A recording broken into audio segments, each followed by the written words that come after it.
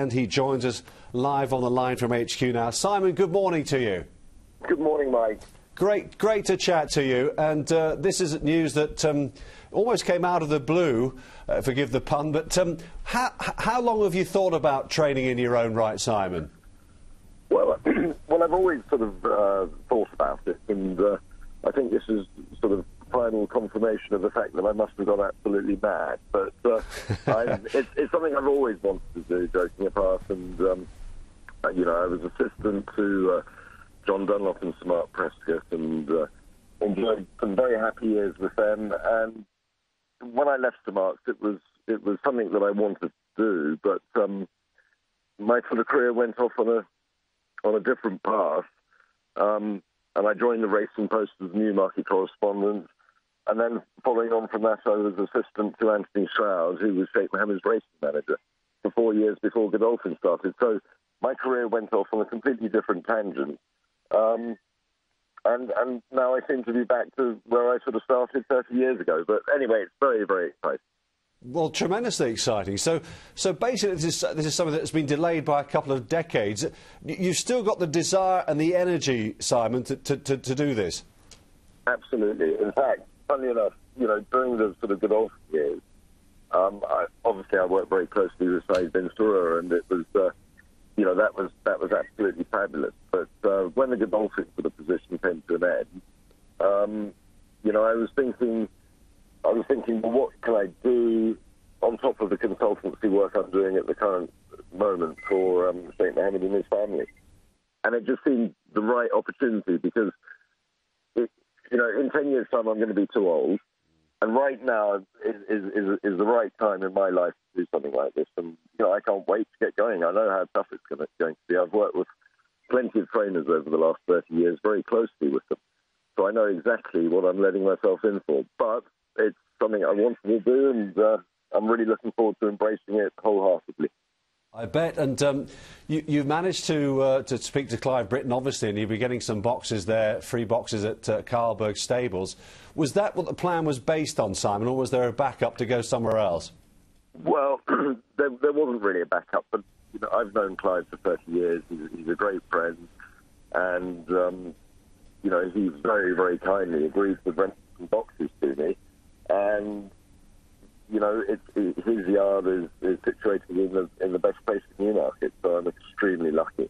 But that is all down to Clive and his generosity, because I don't think he's ever leased any boxes out before.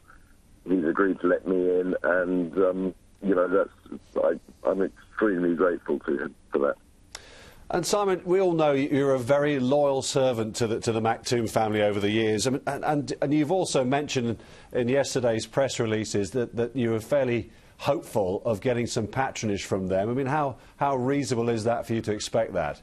Well, you know, obviously I talked to Sheikh Mohammed before I sort of launched this new part of my career, and he's encouraged me to do it, and he's been very, very supportive. But you know, I'm not taking anything for granted. I mean, just because I've worked for them for so long, you know, it'd be wrong to take anything for granted.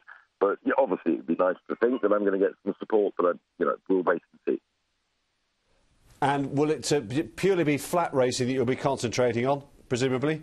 Yes, I'm not going to do a John Ferguson. I'm not sure I know how to train jump horses. I think I'll stick to the flat, which is all I know about.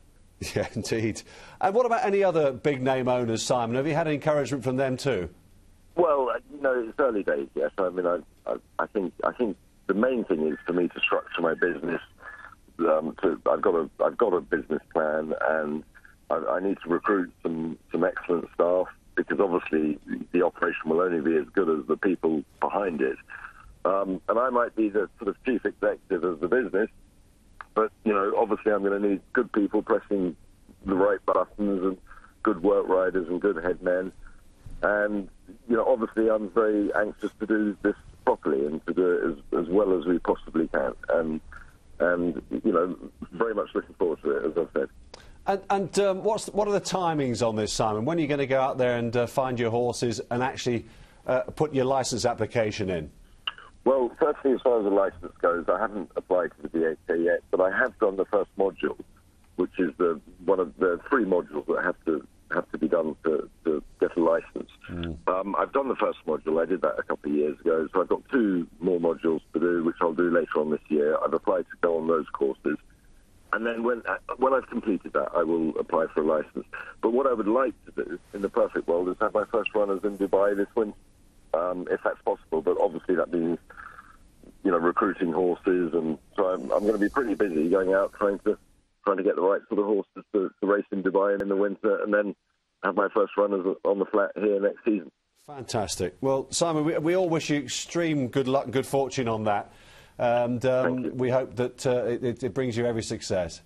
Well, that's very, very kind of you, and thank you very much. We'll speak to you very soon, no doubt. Good luck with that. Simon Crisford.